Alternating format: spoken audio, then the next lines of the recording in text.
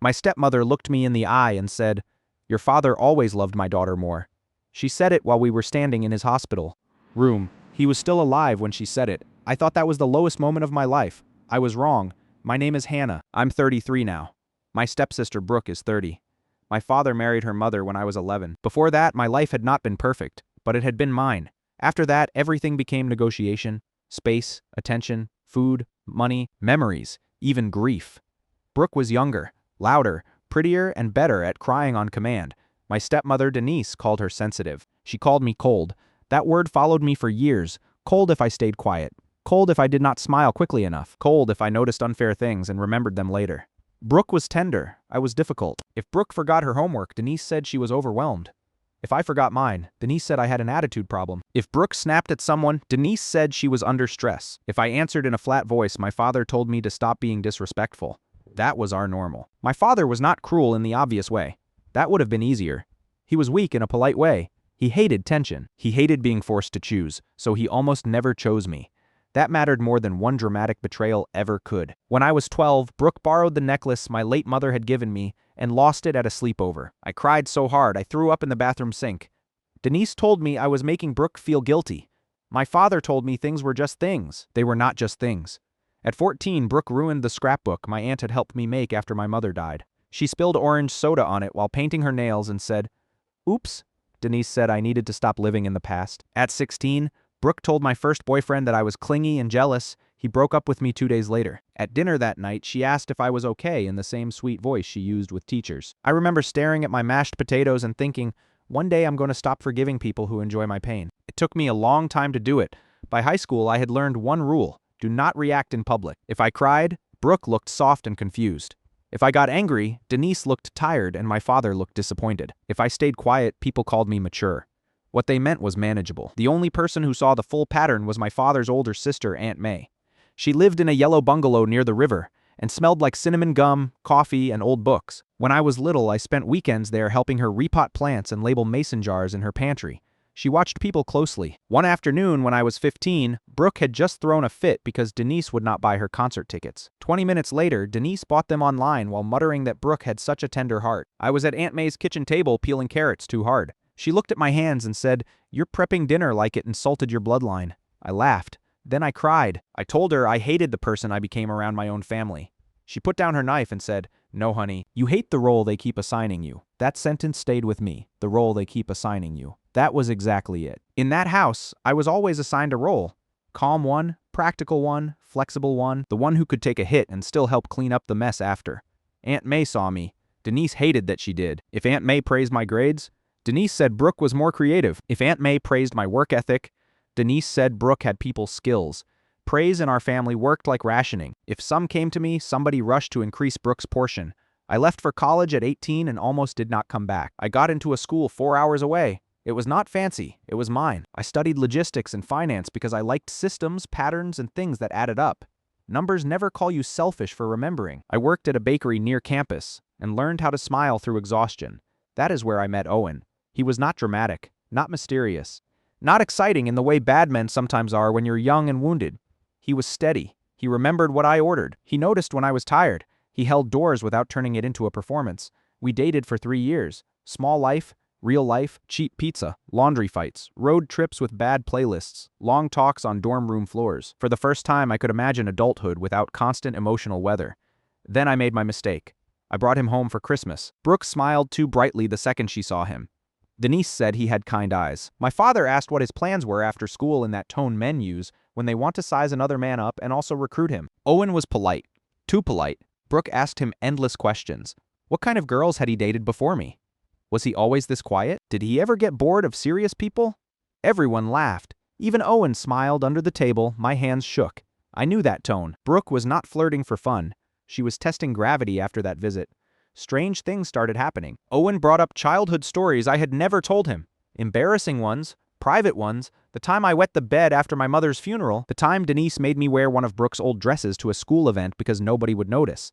When I asked how he knew those things, he said, Brooke told him. I asked her to stop. She laughed and said, "Relax. I'm helping him understand you." Helping him understand you. That phrase sat in me like poison. Then Owen started canceling plans because Brooke needed advice. Advice about jobs. Advice about an ex. Advice about whether she should move. There was always something. I told myself I was being paranoid. That word was planted deep in me by then. Paranoid. Difficult. Cold. It kept me from naming the truth until the truth had already settled in. 2 months after graduation, Owen sat me down in a park and said he needed space. My stomach dropped before the rest arrived. Space is never just space. He said he felt overwhelmed. He said I was carrying too much pain. He said we were becoming different people. All soft words. All tidy words. Words built to make betrayal sound thoughtful. 3 weeks later, my friend Talia sent me a screenshot. Brooke and Owen were at a rooftop bar together. The caption said, "Funny how life works." I stared at it so long my phone screen went dim. Then Denise called and said, "Before you hear it from the wrong person, Brooke and Owen have really connected." That was the word. Not crossed a line, not betrayed me. Connected. I hung up on her. That was the first time I had ever done that. It felt like swallowing fire. After that, I kept my distance. For almost a year, I spoke to my father only when necessary, and to Denise, not at all. I still called Aunt May. Then my father got sick. Not suddenly. That would have been simpler. It started with fatigue, then weight loss, then tests, then the careful voice doctors use when they know a room is about to split open. Pancreatic cancer, late stage. My father called me himself. His voice sounded smaller than I had ever heard it. He asked if I could come help for a little while. A little while turned into 14 months. I moved back because some part of me was still 11 years old and hungry for one clean chance to be chosen. Also because illness rearranges old anger in confusing ways. I did not move into the main house. I moved into the guest cottage behind it that had once been my grandfather's workshop. That helped, barely. Those 14 months taught me things I wish I had learned sooner. First, dying does not automatically make people honest. Second, illness does not turn selfish people generous. Third, people who are used to taking will often take harder when time gets short. I handled appointments, insurance calls, medication schedules, bills, and the endless little emergencies that keep life standing while someone is falling. Denise cried in visible places. Brooke posted inspirational quotes. I did the work. That was our arrangement. One night, after I had spent 3 hours on the phone fixing a denied treatment authorization, I walked into the kitchen and found Brooke, taking a selfie beside my father's infusion supplies. I stared at her. She angled the phone and said, "The lighting is terrible in here," I said. "Put the phone down." She rolled her eyes and said, "God, Hannah, not everything is an attack." That sentence nearly made me laugh. No, not everything was an attack, just enough things to build a life around defense. During those months, Aunt May came often. She brought soup, sarcasm, and the only kind of truth that does not wobble. One afternoon, while Denise and Brooke were out at some charity luncheon they called important, May found me asleep at the kitchen table on top of a pile of insurance forms.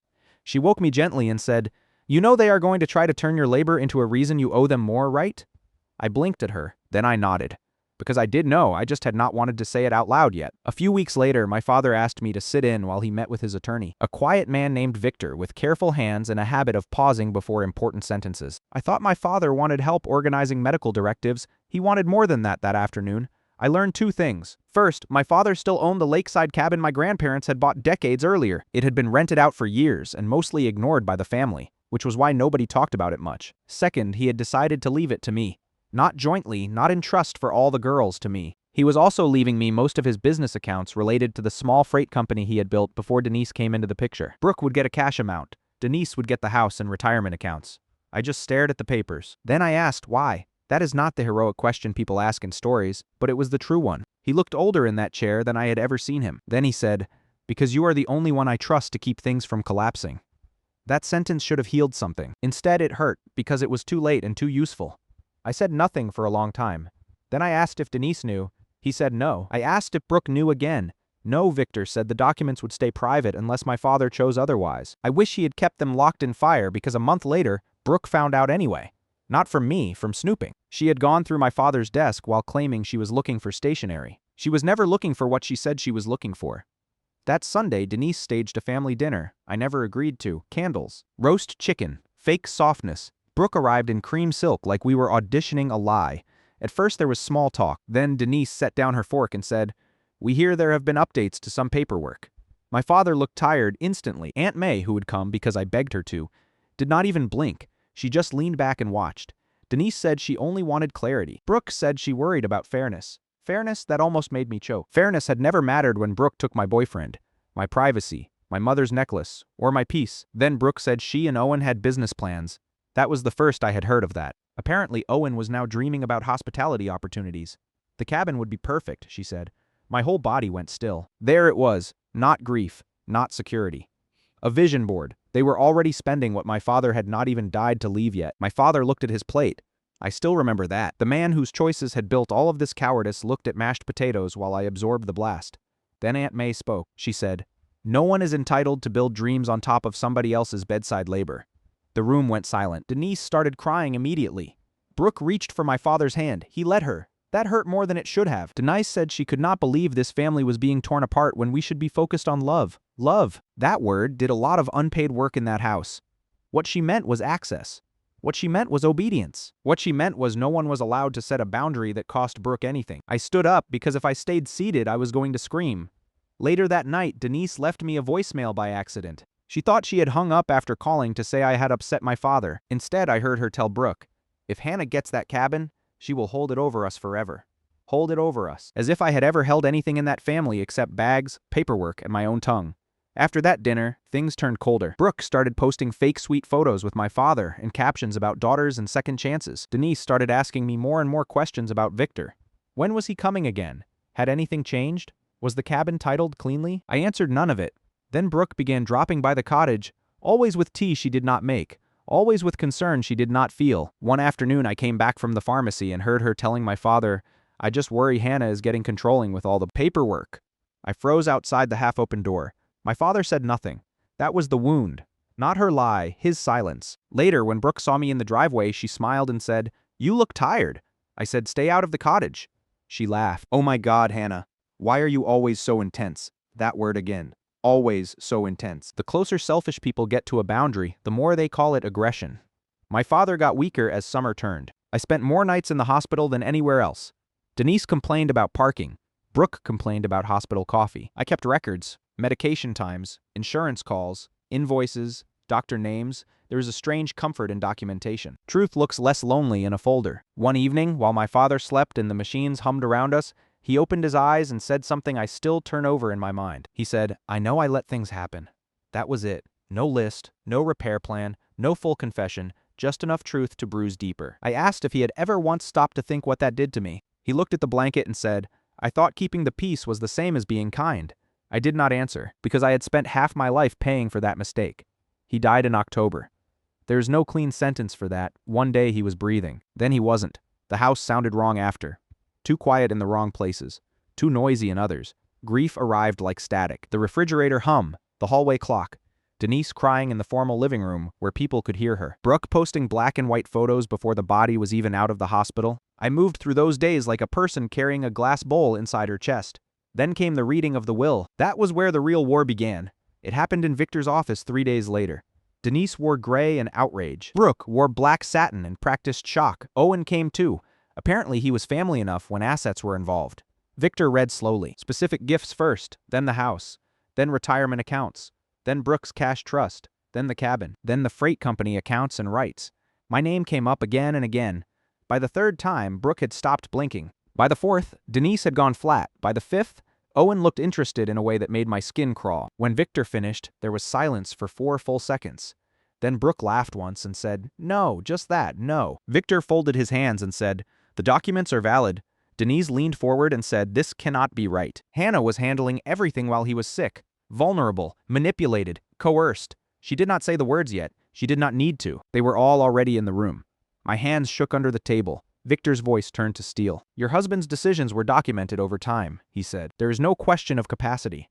Then Brooke said the thing I should have expected. "So the reward for playing nurse is getting the good part."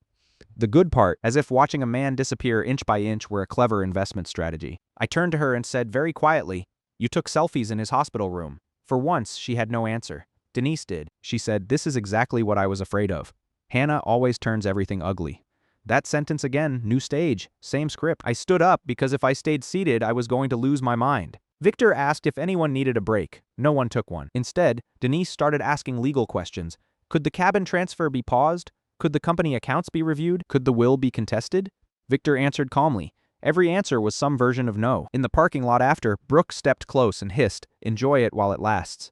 I should have paid more attention to that sentence, because 4 days later, someone got into the cottage. Nothing huge was taken. A lockbox, some copied files, one folder with account summaries. At first I thought maybe it was random.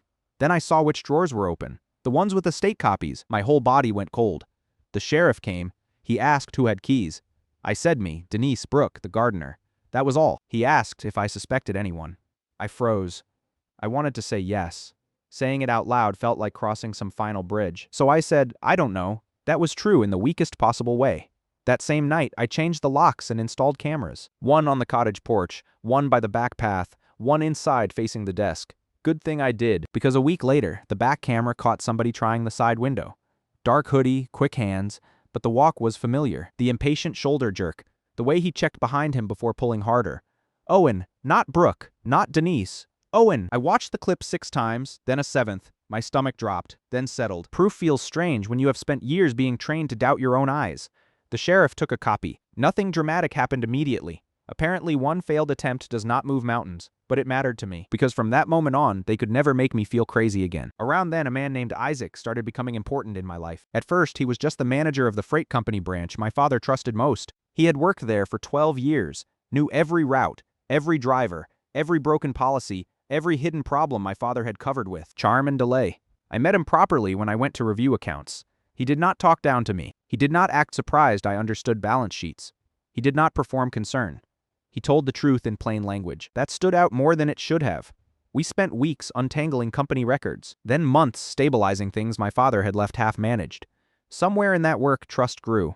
Not fast, not theatrically quietly. That kind lasts longer. Meanwhile, Denise escalated. An anonymous post appeared in a local community group saying I had isolated a dying parent for financial gain. The wording was careful, almost legal. That scared me more than open cruelty would have. People commented exactly the way people always do when gossip offers them a moral costume. If true, this is disgusting. Money ruins people. Poor widow, my hands shook while I read it. Then Victor called and told me not to respond publicly. He came by the cottage that night with printed screenshots and a yellow legal pad.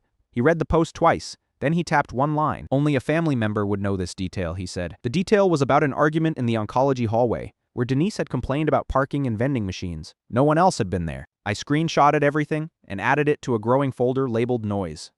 That folder got thick fast, because 2 weeks later, Brooke called Isaac from a blocked number. He only answered because he was expecting a dispatch issue. He put it on speaker once he realized. Her voice went syrupy. She said she wanted to clear the air. She said she worried I was unstable from grief. She said maybe he and she should meet for coffee because I sometimes hear what she wants to hear. My face went hot. Isaac looked at me, then said calmly, "Do not call this number again." She laughed and said, "Wow, she got to you fast." He hung up. I was shaking so hard I had to sit down. Isaac knelt beside my chair and said, "She wants you to react without thinking." He was right. That was Brooke's whole game. Push, smile, wait, then frame the reaction as proof. So I got quieter, not softer, sharper. The cabin became my next project. It had good bones and a bad roof, peeling paint, old pine floors, a porch swing that creaked in wind like an old memory refusing to stop. The first time I unlocked it alone after the funeral, I cried. I could see possibility all over it, light on the lake, a place to breathe, a place where no one could assign me a role if I locked the door. Isaac came once to check a contractor quote and said, "This place has a future if people stop trying to steal it from the present." That line stayed with me for the first time in years. The future felt larger than endurance. So of course, my family tried harder. When word spread that I was planning to keep the cabin instead of selling it, Denise started telling relatives I was selfish. Brooke told people I was in over my head. This was funny because Brooke once got her bank card frozen twice in 1 month from impulse shopping and still called herself a lifestyle consultant. Facts never slow people like her down. Then my cousin Eli told me something useful. He said Brooke had been bragging at a bar that she was getting the cabin in the end anyway. I asked what that meant. He shrugged and said she did not explain. My stomach dropped. I doubled the camera storage and changed the cottage locks again. 2 nights later, the inside camera caught Brooke in the cottage study while I was out meeting with Victor. She had used Denise's old key that should not have worked anymore, which meant someone had copied it before the change. She went straight to the desk, straight to the file drawer. Not wandering, not confused, purposeful. The sheriff took that footage too. Now, there was no pretending. Not even for me. Around then, Isaac and I crossed the line from trust into something warmer. Again, not in a dramatic way, no rooftop confession, no airport scene. One night, after reviewing company insurance claims, we sat on the cabin porch with takeout in our laps and watched lake water move under. Moonlight. He looked at me and said, "You know, you don't have to earn basic decency anymore, right?" I started crying before I could stop myself. That was when I knew people think love arrives as fireworks. Sometimes it arrives as a sentence your nervous system has never been allowed to hear. A few months later, he proposed. Not in public, not with any audience on the cabin dock at sunrise, while fog still hovered over the water. He held out the ring and said, "I don't want to rescue you. I just want to build something honest with you." I laughed and cried at the same time, then I said yes. For 24 hours I told no one except Aunt May. I wanted one clean day.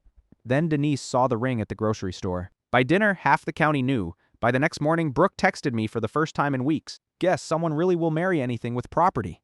I stared at the message and felt almost nothing. That scared me more than anger, because it meant something had died. Not hope, not love, just the need for her approval. A few days later, Denise called and said we had to fix this before the wedding. I asked what needed fixing. She said, "The family cannot go into something this big divided, as if I had built the wall alone." She wanted lunch downtown, public place, neutral ground, I agreed, because by then I was done hiding. That lunch became one of the strangest hours of my life. Denise arrived first wearing pearls and grief. Brooke arrived late in sunglasses. Owen came too because apparently bad decisions travel in pairs. My father was dead and still somehow absent from the truth of the room. For 20 minutes, Denise spoke in circles. Healing, misunderstanding, stress, family strain. Then finally she said it. She wanted Brooke to have the cabin for her honeymoon weekend, as a first step toward peace. I just stared at her. Then she added, "And maybe you could split the company accounts later once emotions calm down." There it was not repair, not closeness, a payment plan. I laughed once, sharp and wrong. Brooke took off her sunglasses and said, "You don't have to be rude?" Rude, that word again. I asked why they thought any of this was possible. Denise said, "Because appearances matter." There it was, not love. Not fairness, appearances. She wanted photos that lied and assets that moved. I said no. Brooke said I was punishing everyone for old history. I looked right at her and said, "Forgery and trespassing are not old history." The table went quiet. For once, Owen said nothing. Maybe cowardice finally ran out of phrases. I paid my part of the bill and left that night. I made the final decision. Denise, Brooke, and Owen were not invited to the wedding. I told Isaac first, then Aunt May. Then I sent Victor a copy of the guest list change because by that point, my life had become partially legal administration. A week later, invitations went out. 2 days after that, the last act began. Brooke posted a crying selfie online with the caption, "Losing your father and your sister in the same year changes you forever." People flooded the comments with sympathy. Denise commented a broken heart, and Aunt wrote, "Family is everything." I nearly threw my phone into the sink. Aunt May took it from me and said, "Do not bleed for free." That helped. Then Brooke escalated. She started messaging relatives privately, saying I had become paranoid since Dad died. She implied Isaac was isolating me. She told one cousin I was threatening lawsuits over simple questions. That cousin sent me screenshots because, thank God, she loves drama. But loves receipts more. I added them to the folder. Then the real twist landed. Victor called one Friday afternoon and asked if I was sitting down. I was not. I sat. He said someone had submitted a typed statement claiming my father wanted to amend the will again shortly before his death. My vision narrowed. What statement from whom? Victor could not tell me everything yet, but he said it was clearly suspicious and not properly executed. Still, it existed. That meant someone had moved from gossip into fabrication. My first thought was Brooke. My second thought was Denise helped. My third thought was that I had been stupid to think this would stop at social pressure. I went cold all over. Then angry, not hot anger, clear anger, the kind that sharpens. Victor said we needed hospital records, witness timelines, visitor logs, and patience. Patience. I had spent my whole life being patient. This time, patience would be a blade, not a cage, so I used it. I dug through calendars, invoices, texts, hospital records, dispatch logs, and old emails. Isaac helped me sort company documents. Victor built a timeline. Aunt May supplied coffee and sarcasm. The more we built it, the stronger it got. On the date the fake amendment claimed my father wanted changes, Brooke had not even been alone with him. He had been in imaging, then under observation, then with 2 nurses and me. No gap, no chance. Then something even dumber surfaced. One of the listed witnesses on the typed statement was a notary who had retired to Arizona 3 years earlier. When Victor told me that, I laughed out loud, not because it was funny, because it was so arrogant, so sloppy, so certain that no one would check. Victor said very carefully, "This is moving beyond a family dispute." I knew what he meant. Fraud, forgery. Those words sat in my stomach like stones. A month before the wedding, Aunt May died. I need to say that plainly because life did not care that I was already carrying too much. A stroke. Fast. Unfair. I got the call at 6:12 a.m. By 7:00 I was at the hospital. By 8:10 she was gone. There are losses that split grief open in old directions. Losing my father had been tangled. Losing May was clean and brutal. She had been my witness. My one older person who never asked me to shrink. I thought I would drown after that. Instead, something else happened. I got still. Very still. When the noise in your life is constant long enough, eventually grief can do one odd mercy. It can burn away your remaining appetite for lies. May left me one thing I did not know about until after her funeral. A sealed envelope in a small storage unit. Inside the envelope was a handwritten note. It said, if they ever try to rewrite your life again, open the blue box. The blue box was in the storage unit. Inside it were copies. Years of copies letters. Denise wrote to May complaining that Brooke deserved better access to my father. Emails where Brooke mocked me as the built-in servant. A printed screenshot of a message Owen sent Brooke years earlier that read, if I stay friendly with Hannah a little longer, it keeps things smooth at home. My hands shook so hard I had to sit on the storage unit floor. May had kept receipts on all of them. Not because she loved drama, because she knew one day I might need proof that the pattern was real. I sent copies to Victor. Then I put the originals in a fireproof box. The wedding was 10 days away when the final crack appeared in my father-shaped grief. Denise showed up at the cabin alone. I almost did not let her in. She looked tired, smaller. For a second, some old stupid part of me thought maybe this was the moment. Maybe she had finally come to tell the truth. Instead, she stood in my kitchen and said, I need you to stop this before Brooke loses everything. There it was not remorse, not honesty. Fear for Brooke. Always back to Brooke. I asked if she knew about the fake amendment. She said nothing for too long. Then she whispered, you know how desperate grief makes people? That was not an answer. I asked again. She sat down and said, if you would just split the cabin, none of this would be necessary. None of this necessary. There it was, clean, unhidden, a confession shaped like a request. I felt something inside me settle, not peace, certainty. I said, leave. She stared at me, maybe because I had never spoken to her that plainly before. At the door, she said, families survive by forgiving. I said, some families survive by feeding one person to the rest. She had no answer. She left. The wedding was at the cabin. Small, honest, lakeside, string lights, wood tables, no church politics, no fake softness, just the people who had earned the right to witness joy. The morning was calm, too calm. My friend Talia zipped my dress in the upstairs bedroom while Isaac's sister fixed my hair. For 1 full hour I felt peaceful. Then Talia looked out the window and said very carefully, Hannah, your family is here. My stomach dropped. Then she added, and Brooke is wearing white. Of course she was. Of course. I walked to the window and looked down. Denise stood in pale pink as if she had never heard a boundary in her life. Brooke stood beside her in white silk, holding her phone like she expected a documentary crew to appear. Owen stood behind them looking like a man who regretted every path that brought him there and still lacked the courage to walk away. My hands started shaking. Talia touched my shoulder and said, you do not have to go down there. But I did, not alone. Isaac came with me. So did Victor and Talia at the dock entrance. Denise was arguing with the planner. Brooke saw me and switched on tears instantly. That speed still amazes me, she said loudly. I just wanted to fix this before your big day. A stage, always a stage. Denise stepped forward and said, please don't do this in front of everyone. Do what? Exist honestly? I said, you were not invited. Brooke cried harder. Then she delivered the line she had clearly rehearsed. I know you hate me, but I can't lose my sister too. Guests had started gathering near the path. I could feel eyes on me. Old panic rose. The old instinct said, keep it quiet. Make it small. Do not embarrass the family. Then I looked at Isaac. Then Talia. Then Victor. Then the lake behind them all. Then the cabin my grandparents bought. The company I had held together, the records and boxes. The years of silence I had already paid with. And something inside me clicked into place. Not rage, clarity, I said, loud enough for the dock and half the lawn to hear. You stole from me for years. Tried to steal my father's estate, broke into the cottage, filed false reports, forged documents, harassed my fiancé, and kept pushing because you thought I'd split everything to buy. Silence? Leave. Silence, real silence. Brooke's tears stopped for half a second. Denise went white. Owen looked at the ground. Then Denise recovered and said, how dare you make accusations like that here? Victor stepped forward before I could answer. He said, calm as winter. She dares because there's evidence that changed the air. Brooke lowered her phone a little. Denise looked around and realized the audience was not automatically hers. Then Brooke did what she always did when cornered. She attacked. She pointed at me and shouted, you always thought you were better than us. Dad only left you things because you manipulated him when he was dying. Old pain hit first. Then something stronger rose behind it. Not shame. Not this time, truth, I said. Dad left me the work because I was the only one doing it. You showed up for selfies and paperwork? A sound moved through the guests behind me. Not quite a gasp, more like understanding. Then in full panic, Brooke made the biggest mistake of her life. She shouted, if you just split it, none of this would have happened. There it was, public, clean, unhidden. A confession shaped like a complaint. I watched the understanding move across faces around us. Denise closed her eyes for 1 second. Owen whispered, Brooke, too late, way too late. Then Denise tried one last thing.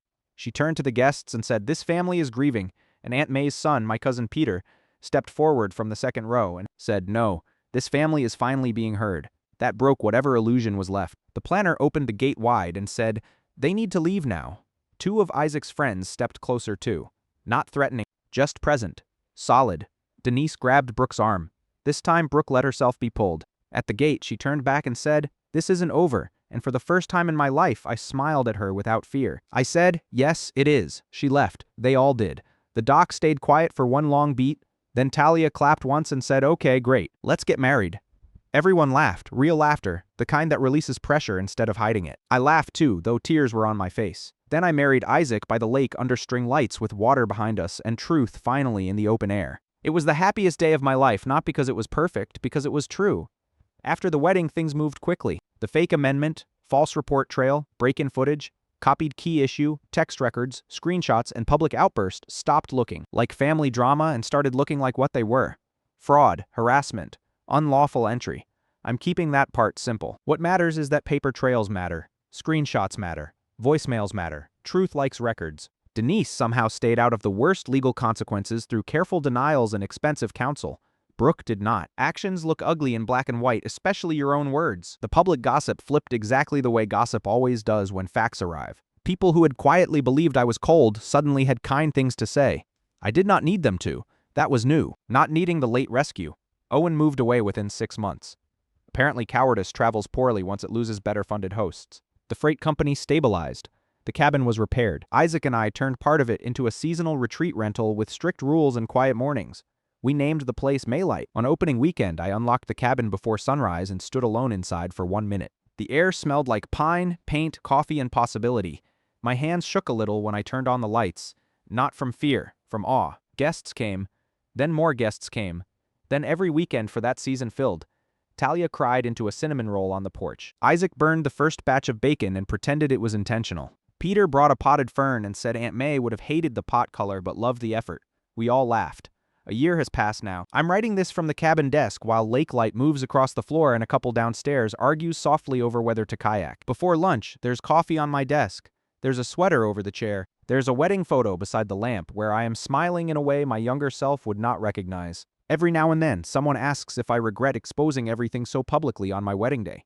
No, I regret that it became necessary. I regret the years before it, when I confused endurance with love and silence with maturity. I regret every time I made myself smaller so other people could stay comfortable. But I do not regret the truth. The truth cost me a role. It gave me a life. That trade was worth it. The strangest part is this. For years, Denise acted like I was hard to love because I noticed too much. Brooke acted like I was cold because I remembered accurately. My father acted like I was difficult because I would not help bury everything forever. But the problem was never that I saw too much. The problem was that they needed me not to speak, and once I did, the whole machine broke. The last clear thing Aunt May ever said to me was at my father's funeral. We were standing near the church steps while Denise cried for an audience inside. May squeezed my hand and whispered, "You do not have to go hungry just because they confuse your silence for food." I did not understand it fully then. I do now. Belonging that has to be purchased with self-erasure is not belonging. Love that only arrives when you're useful is not love. Family that survives by feeding on one person's silence is not family. So no, I did not lose my family at my wedding. I lost a job. I lost the role of person who absorbed everything so everyone else could keep pretending. And in the place where that role used to be, I built a marriage, a business, and a life that finally feels like mine. Turns out Aunt May was right. The reward for showing up is not that unfair people become fair. It is that one day, if you keep choosing truth, you stop needing unfair people to explain your worth. And for the first time in my life, I did not feel cold. I felt free.